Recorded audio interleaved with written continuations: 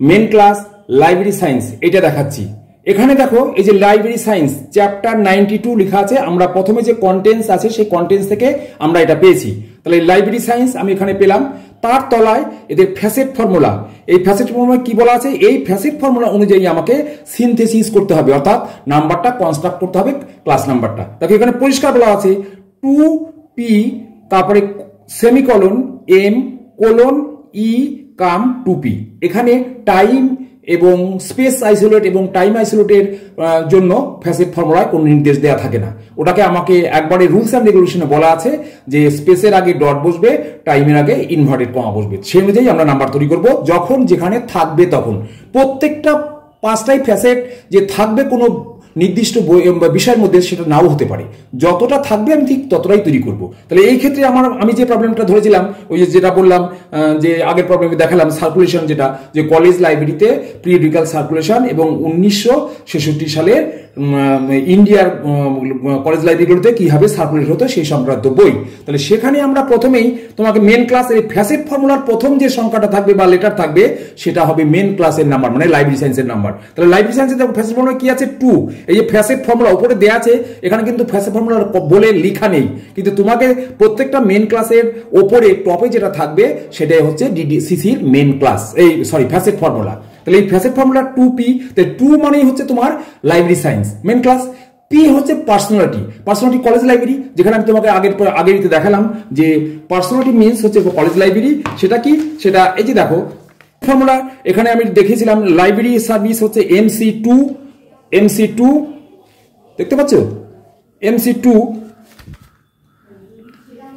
আর college library P33, college library P33, P33, আর periodicals matter 46, সেগুলো আমি একা করে দেখাচ্ছি, একসঙ্গে দুটো দেখানোর সমস্যা হচ্ছে।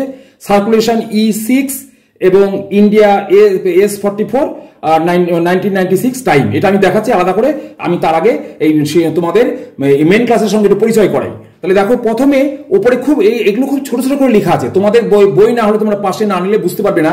দেখো ফ্যাসেট ফর্মুলার তলায় ফসি ইন পি মানে পার্সোনালিটি ফ্যাসেটের সমস্ত এইগুলো এখানে ভাগ ভাগ করে দেওয়া আছে। তাহলে আমি ফসি ইন পি মানে পার্সোনালিটি কত নিয়েছিলাম, কলেজ লাইব্রেরি 33। দেখো এখানে 1 2 3তে বলা আছে একাডেমিক্যাল, এই একাডেমিকের সাবডিভিশন হচ্ছে 33 কলেজ। তাহলে এই যে একাডেমিক্যাল কলেজ মানে একাডেমিক লাইব্রেরি, তাহলে এই যে কলেজের লাইব্রেরি একাডেমিক হচ্ছে 33, এই যে এখানে দেখতে পাচ্ছ 33। এই 33 আমরা এখান থেকে ফার্স্ট কলামে যে নাম্বারগুলো দেওয়া আছে প্রথমে সেইখান থেকে আমরা নিলাম। তার ডান দিকে দেখো লেখা আছে যে ফ্যাসেটগুলোর নাম কলেজ, তার প্রথমে কার সাবডিভিশন, একাডেমিক্যালের সাবডিভিশন কলেজ। তাহলে কলেজ 33 পেয়ে গেলাম।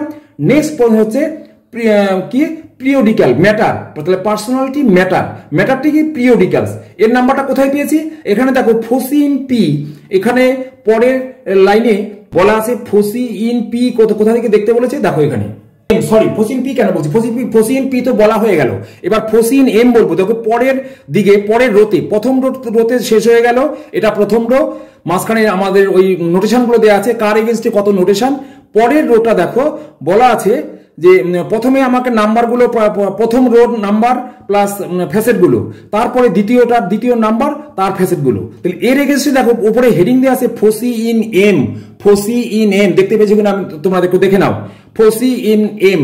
তাহলে ফসি ইন এম এর তলায় তার সাব কি লেখা আছে, same as in foci in P for generalia bibliography, for generalia bibliography. এইবার আমাকে এই ফসি ইন পি এইখান থেকে আমি এম এর নাম্বারটা পেলাম না, এটা আমি আনতে হবে কোথা থেকে, জেনারেলিয়া বিব্লিওগ্রাফি। এই জেনারেলিয়া বিব্লিওগ্রাফি দেখো জাস্ট আগের পাতায় আছে, আমাদের এই শিডিউলের আগের পাতায়। হ্যাঁ এই যে দেখো আমি দেখাচ্ছি জেনারেলিয়া বিব্লিওগ্রাফি, পেয়েছো তোমরা, দেখো দেখতে নিশ্চয়ই পাবে। এই যে জেনারেলিয়া বিব্লিওগ্রাফি, এখান থেকে জেনারেলিয়া বিব্লিওগ্রাফির মধ্যে ফসি ইন পির মধ্যে থাকবে। তাহলে যেখানে ফসি ইন পি এর তলায় 46, এই দেখো আমি যে স্টিকের সাহায্যে দেখাচ্ছি, ফসি ইন পি পিরিয়ডিক্যালস, এই যে পিরিয়ডিক্যালস নাম্বার 46 নাম্বার, তার এগেইনস্টে পিরিয়ডিক্যালস দেয়া আছে। তাহলে আমরা সেই নাম্বারটা পিরিয়ডিক্যালস নিয়েছি, যে আমরা যখন ওই নাম্বারটা নিয়েছিলাম পিরিয়ডিক্যালস। এইবার হচ্ছে পিরিয়ডিক্যাল সার্কুলেশন এনার্জি। তাহলে আমাকে লাইব্রেরি সায়েন্স ফিরে আসতে হবে, আমার তো বিষয়টা লাইব্রেরি সায়েন্স, আমি তো জেনারেল বিব্লিওগ্রাফি সব কিছু পাবো না। তাহলে লাইব্রেরি সায়েন্সের মধ্যে আমরা এনার্জি ফসি ইন ই, এ দেখো দ্বিতীয় রোর মধ্যে আছে foci in E come 2p। এই যে ই কাম 2p মানে সেকেন্ড রাউন্ড পার্সোনালিটি। সেটা আমরা পরে রাউন্ডস অ্যান্ড লেভেল পরে যখন বোঝাবো তখন বলে দেবো।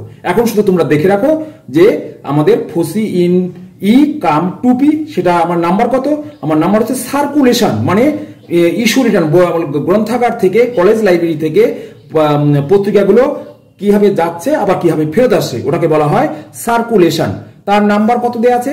সার্কুলেশনের নাম্বার আমরা পেয়েছিলাম ওখানে 6, সার্কুলেশন 6 এনার্জি থেকে। তাহলে এই যে ফসি in E come to P এর মধ্যে 6 কোথায় আছে? এই যে 6 মোটা করে কালি দিয়ে লেখা আছে সার্কুলেশন, সার্কুলেশন। তাহলে ফসি ইন ই থেকে পেলাম, আমরাও তেমনি প্রবলেমে দেখিয়েছিলাম ইর সার্কুলেশনের পাশে ই এবং নাম্বার 6 দেখিয়েছিলাম। তাহলে এই পর্যন্ত যখন দেখা হলো, এটা ফ্যাসেট ফর্মুলার মধ্যে থাকলো। এই ফ্যাসেট ফর্মুলার বাইরে কিন্তু আমরা যেতে পারবো না। এর বাইরে কোনটা আছে? স্পেস এবং টাইম। স্পেস এবং টাইম, স্পেসটা স্পেস আইসোলেট এবং টাইমটা পাবো টাইম আইসোলেট থেকে। তাহলে স্পেস আইসোলেট থেকে আমরা তোমাদের দেখিয়েছি কিভাবে স্পেসটা আমরা কোথা থেকে পেলাম। তাহলে কোথা থেকে যখন পেলাম তার আগে টাইম আইসোলেটটা আমি পেয়েছি, টাইমটা আগে দেখিয়ে দিচ্ছি। টাইম আইসোলেটটা আগে পেলাম, সেটা তোমাদের আগে দেখিয়ে নিচ্ছি। এই দেখো উপরে হেডিং টাইম আইসোলেট, বা এটাকে অপশনাল ভাবে বলা যায় ক্রোনোলজিক্যাল ডিভিশন। টাইম আইসোলেট বা ক্রোনোলজিক্যাল ডিভিশন, দেখতে পাচ্ছ তো? Chronological division. এইখানে আমার 1966, দেখো এই যে এখানে লেটার দেওয়া আছে কে এল এম এন, এন এর ঘরে দেখো বলা আছে 1900 থেকে 1999 এডি।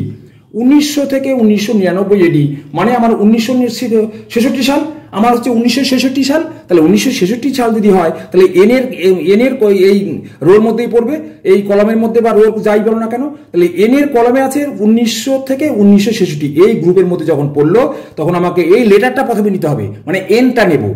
এন এবং যে সালটা থাকবে তার লাস্টের দুটো ডিজিট, তাহলে 66, এন 66।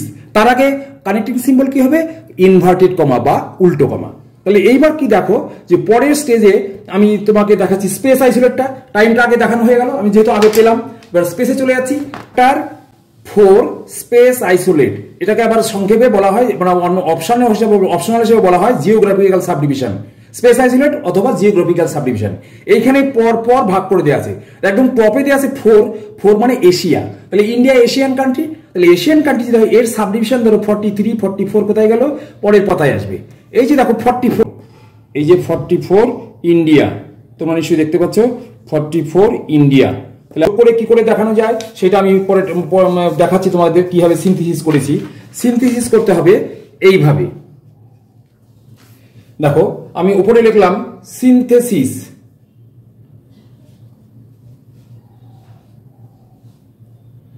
দেখো তোমরা দেখতে পাচ্ছ কিনা, এই যে সিনথেসিস। সিনথেসিস করে 2MC মানে 2 মেন ক্লাস, 2 হচ্ছে মেন ক্লাস। তার সঙ্গে কি আছে 33P মানে পার্সোনালিটি 33, 46 কি ম্যাটার, 6 কি এনার্জি, আর 44 কি স্পেস, 44 স্পেস, আর টাইম কত N96 টাইম। তাহলে প্রত্যেকটা লিখেছি। পরের লাইনে দেখো আমি নাম্বারগুলো পরপর বসিয়েছি। 233, এই যে 233, এইখানে কিন্তু পার্সোনালিটির আগে কমা বসবে না, এখানে মেন ক্লাস এবং পার্সোনালিটি পর পর বসে যাবে, কোনো কানেক্টিং সিম্বল থাকবে না, এই জন্য 233 হলো। কিন্তু ম্যাটারের আগে অবশ্যই সেমিকলন দিয়েছি, এই যে সেমিকলন অবশ্যই বসবে, সেমিকলন 46। তারপরে দেখো এনার্জি, এনার্জি মানে 6, এই যে 6 এর আগে আমি কোলন চিহ্ন দিয়েছি, আর স্পেস হচ্ছে 44, তার আগে আমি ডট চিহ্ন দিয়েছি, এবং টাইমের আগে দিয়েছি ইনভার্টেড কমা N96। তাহলে এটা হলো আমার ক্লাস নাম্বার, কিন্তু আমার উত্তর লেখার সময় এভাবে লিখতে হবে, therefore the class number is 233 semicolon 46 colon 6 dot 44 inverted comma N96। এর শেষে কিন্তু কোনো পাঞ্চুয়েশন মার্কস দেবে না, কেন কোলনের ক্ষেত্রে প্রত্যেকটা পাঞ্চুয়েশন মার্কস খুবই গুরুত্বপূর্ণ। পরের ভিডিওতে আমি রাউন্ডস অ্যান্ড লেভেল সম্পর্কে বলবো, তোমরা ভিডিওটা দেখে নেবে।